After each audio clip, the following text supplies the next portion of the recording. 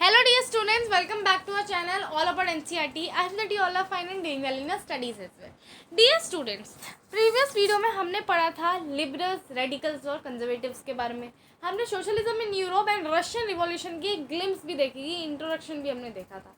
तो आज का जो सेशन है इसमें हम लोग क्या पढ़ने वाले हैं. इसमें हम लोग पढ़ने वाले हैं industrial society and social change के बारे में. और बहुत इंटरेस्टिंग है, आपको पता चलेगा कि क्या कंडीशन थी इंडस्ट्रीज़ की उस टाइम पे. तो चलिए विदाउट एनी डिले स्टार्ट करते हैं. These political trends were the sign of new time. It was a time of profound social and economic changes. It was a time when new cities came up and new industrialised regions develop. Railways expanded and industrial revolution occurred. तो ये जो कहीं ना कहीं industry हैं, ये क्या थी, ये कहीं ना कहीं साइन थे न्यू टाइम के. और ये टाइम ऐसा था जो कि पूरा भरा था किन चीज़ों से, सोशल और इकोनॉमिक चेंजेस से. बहुत सारे सोशल और इकोनॉमिक चेंजेस आने वाले थे. ये एक ऐसा टाइम था डियर स्टूडेंट जब आपकी सिटीज़ जो थी आने वाली थी और इंडस्ट्रियल रीजन जो थे बहुत सारे डेवलप होने जा रहे थे. और जो आपकी रेलवे लाइन्स हैं वो भी जो है कहीं ना कहीं एक्सपेंड हो रही थी. Sorry dear students for disturbance, वो कभी कभार कॉल आ जाती है, ठीक है. तो आप उसमें ध्यान मत दीजिए, बिकॉज अभी हम लोग नए हैं यूट्यूब में, तो हम लोग आपको अभी फ़ोन से ही पढ़ा रहे हैं, है ना, जितना हमसे हो पा रहा है. उसके बाद हम लोग जो है और डिवाइसेस में स्विच करेंगे, ठीक है. तो अभी के लिए फ़िलहाल dear student I am very sorry for disturbance, ठीक है. ओके डियर स्टूडेंट्स, तो कहीं ना कहीं रेलवे लाइन्स भी जो है लग रही थी, धीरे धीरे इंडस्ट्रियल रिवॉल्यूशन आ रहा था, ठीक है. अब चलिए और बढ़ते हैं आगे. आखिर इंडस्ट्रीज़ में कैसी कंडीशंस थी मेन की, कैसा काम करते थे, कैसी सोसाइटी थी इनकी, ये सारी चीज़ें हम लोग पढ़ते हैं. Industrialisation brought men, women and childrens to factory. Work hours were often long and wages were poor. Unemployment was common particularly during the times of low demands of industrial goods. तो डियर स्टूडेंट कहीं ना कहीं industrialisation हुआ. Industrialisation मतलब बहुत सारी industries emerge हुई, बहुत सारी नई नई इंडस्ट्री आई. तो इससे क्या हुआ, जो वुमेन्स और चिल्ड्रन थे वो कहीं ना कहीं फैक्ट्रीज़ में आए वर्क करने के लिए. मतलब मैन, वुमेन और चिल्ड्रन ये सारे फैक्ट्रीज़ में वर्क करने के लिए आए. जो वर्क आवर्स थी यानी कि कितने घंटे उनको काम करना है, वो जो थी कहीं ना कहीं बहुत ज़्यादा थी, क्योंकि उनको कम से कम 10-12 घंटे काम करना पड़ता था और उनको बहुत कम वेजेस भी मिलती थी, यानी कि उनको पैसा भी ज़्यादा नहीं मिलता था. अनएम्प्लॉयमेंट मतलब अनएम्प्लॉयमेंट यानी कि कहीं ना कहीं बेरोज़गारी जो थी डियर स्टूडेंट वो बहुत कॉमन थी उस टाइम पे.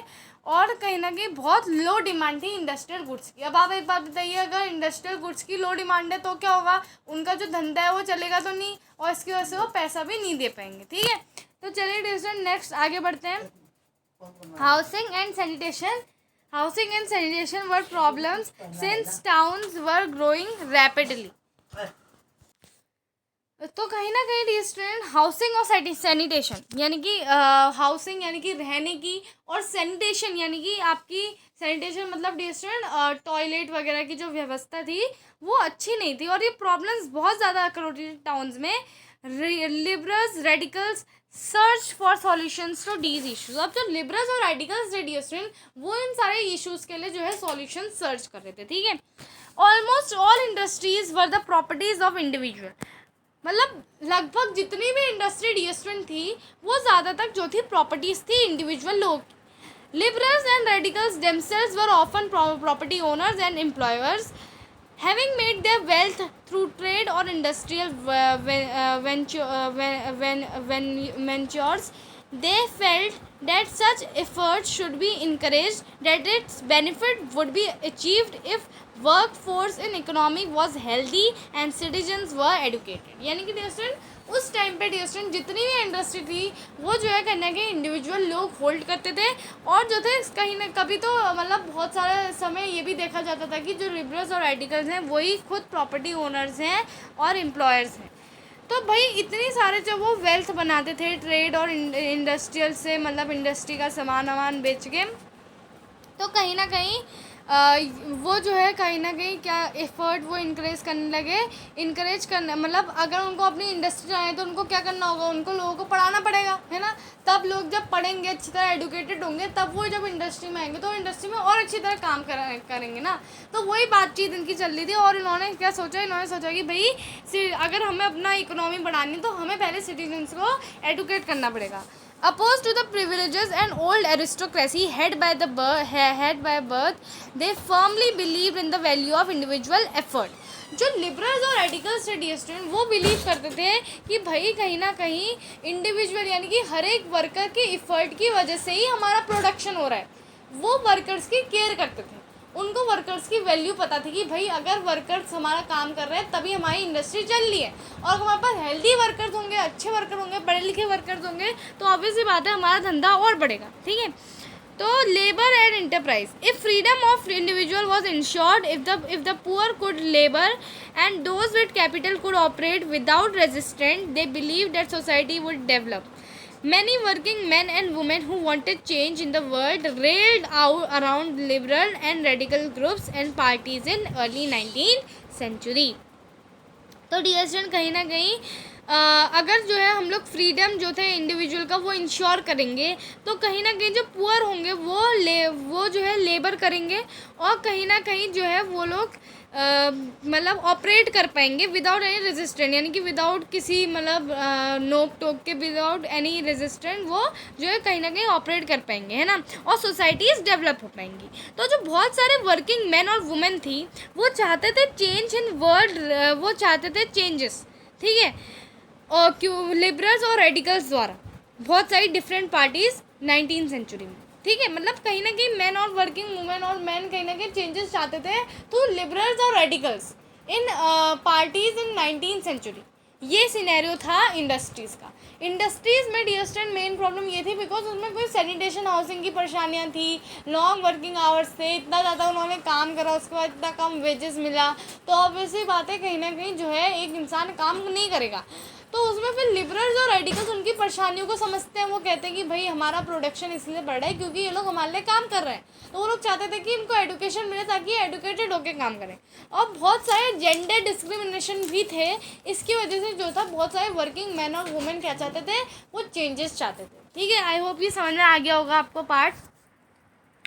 अब हम आगे बढ़ते हैं. Some nationalist, liberals and radicals wanted revolution to put end to the kind of government established in Europe in 1815. तो बहुत सारे नेशनलिस्ट, लिबरल्स, रेडिकल्स जो थे कहीं ना कहीं रिवॉल्यूशन चाहते थे ताकि जो काइंड ऑफ गवर्नमेंट अभी 1850 यूरोप में है उनको जो है वो हटा सकें.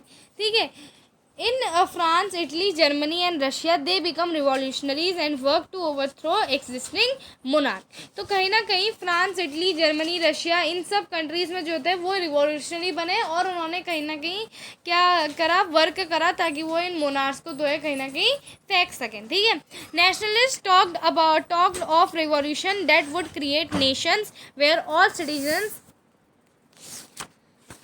all citizens would have equal rights. After 1815, Giuseppe Mazzini, an Italian nationalist, conspired with others to achieve this in Italy. Nationalists elsewhere, including India, need his writings. ठीक है डियर स्टूडेंट, तो अब भाई नेशनलिस्ट जो थे इनके इस मतलब बातें करते थे रिवॉल्यूशन के बारे में जो कि नेशन को कहीं ना कहीं ऐसा नेशन बनाए जहाँ पे सारे सिटीजन्स के पास इक्वल राइट्स हों. 1815 में डियर स्टूडेंट गजीपी मजीनी ने, जो कि एक इटालियन नेशनलिस्ट है, ये करके भी दिखाया था इटली में.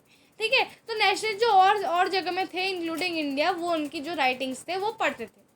ठीक है, अब देखो डियर स्टूडेंट नेक्स्ट आते हैं the coming of socialism to Europe. अब डियर स्टूडेंट ये वाला पार्ट हम लोग करेंगे अपने नेक्स्ट पार्ट में. आज हमने क्या समझा डियर स्टूडेंट, बेसिकली आज हमने जो है मेन चीज़ समझी जो है इंडस्ट्रीज़ के बारे में, है ना. देखो इंडस्ट्रीज़ में ना बहुत ज़्यादा क्वेश्चंस तो नहीं बनते हैं, बट जब क्वेश्चन बनते हैं तो अच्छे बनते हैं, है ना डियर स्टूडेंट. देखो आपको पूछा जा सकता है कि इंडस्ट्रीज़ में जो मैन और वुमेन थी उनकी हालत क्या थी, किस तरह उनसे काम कराया जाता था, क्या क्या परेशानियां वो फेस करते थे, और क्या लिबरल्स और रेडिकल्स उनकी परेशानियां समझते थे. तो ये सारी चीज़ें अभी हम डिटेल्ड में पढ़ चुके हैं लाइन बाय लाइन एक्सप्रेशन के साथ. तो डियर स्टूडेंट इसलिए अब आप इनके आंसर्स देखने में बिल्कुल हिचकिचाएंगे नहीं, ये मेरे को भी पूरी श्योरिटी आ गई है। चलिए डियर स्टूडेंट, अब coming of socialism to Europe, इस वाले जो पार्ट है इसको हम लोग करेंगे अपने नेक्स्ट पार्ट में, यानी कि पार्ट 3 में। तो बने रहिए ऑल अबाउट एनसीईआरटी के साथ, जिससे कि आपको एसएसटी के सारे कॉन्सेप्ट क्लियर हो जाएं, बिकॉज ये काफ़ी लंबा चैप्टर है और इसमें बच्चे बहुत ज़्यादा घबराते हैं डियर स्टूडेंट, तो इसलिए आप ऑल अबाउट एनसीईआरटी के साथ बने रहिए। तो thank you so much for watching.